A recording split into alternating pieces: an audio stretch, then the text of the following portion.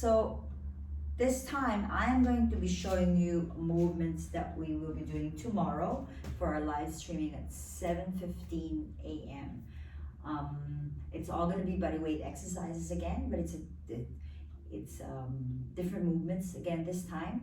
So first, let's start with a warm up. It's going to be 3 types of movements, 2 rounds.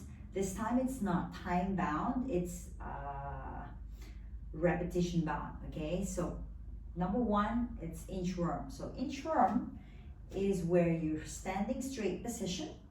Okay, you're gonna roll down. Okay, articulation of your spine. You need to focus. So both palms on the floor, and then you're gonna start to step 1 and 2 and 3 and 4 and lower your tailbone and articulate your spine until your chest is touching the floor. Then chest up, butt up. Then you start to walk 1 and 2 and 3 and 4 and roll back up. So see how slow motion I was doing it. The main focus is that your hips is not moving as much as possible, not at all if you can. Just imagine there's a hot cup of coffee on top of your pelvic bone, so you don't want to spill it. So it's very little movement as possible. I'll do it again, few repetitions. Okay, so you're going to articulate, rolling down, and try to have accuracy now, especially if you've done this before, where you shouldn't be. Try and step 4 steps to be exact. So 1 and 2 and 3 and 4, so you can work on that stability, on that control. Again, 1 and 2 and 3 and 4, and butt up. Okay, so you imagine it's hiking movement, yeah, and then you start to step, step, step, step, and roll back up. Okay, how do you modify this? You can always bend your knees so you can reach down, right? And step, and step, and step, and step. Knees down, hips down, articulate your spine, and up. Knees up, butt up, step, and step, and step, and step, and roll back up. One more. Bend your knees, step, and step, and step, and step, and knees down, hips down,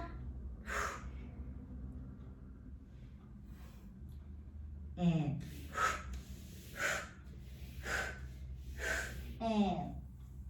that's the inchworm. Okay, next one, you're gonna do goblet squats. So the inchworm, you're gonna be doing 5 repetitions. So it's really very slow. So down and up is 1 repetition, down and up is 2, and so on. Okay. Next one's gonna be goblet squat. So goblet squat is where you have that imaginary goblet in front of your chest. Okay. Feet are about shoulder apart. And up, down, and up.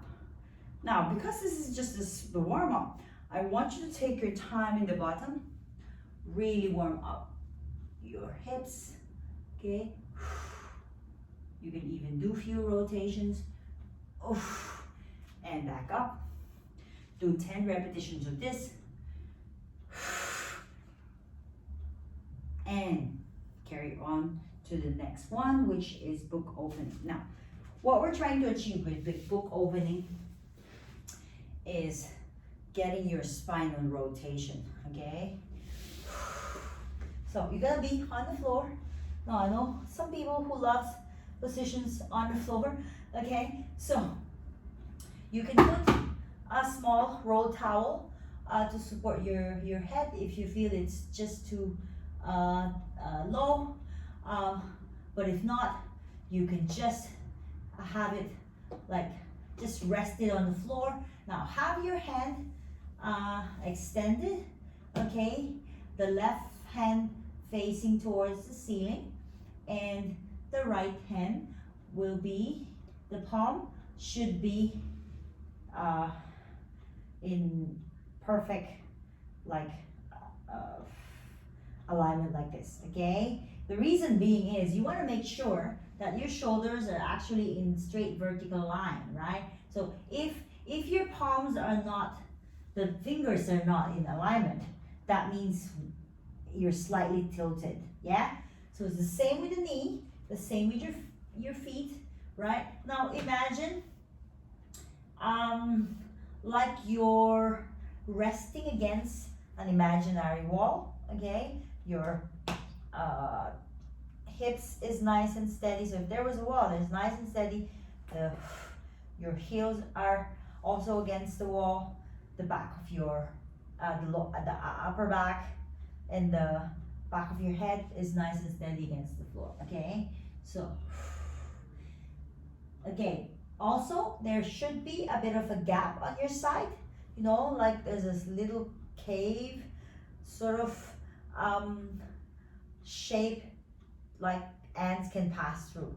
Yeah, I've heard that from one of my favorite coach. So just imagine that if you're actually standing, you're not standing where your side is bent, right? You're standing where you're upright. So just imagine there's that natural curve on the side, okay? So we take a deep breath, and you're gonna move your arms like so, okay? And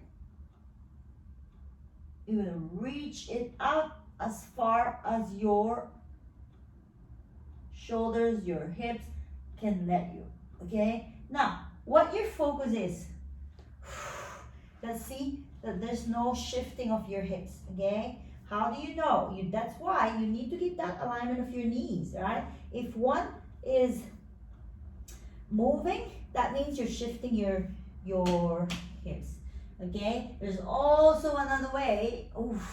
You can hold that hips to make sure you're sort of feeling this kind of movement, that traction, okay, that opposition. This is going this side, your hips is going the opposite side.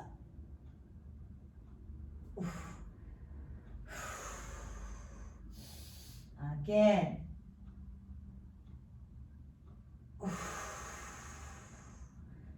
And as far as you can go, and long, okay? So your core has to be really, really engaged as well, okay? Just to so that your hips won't move and fall to where your arms is going, okay?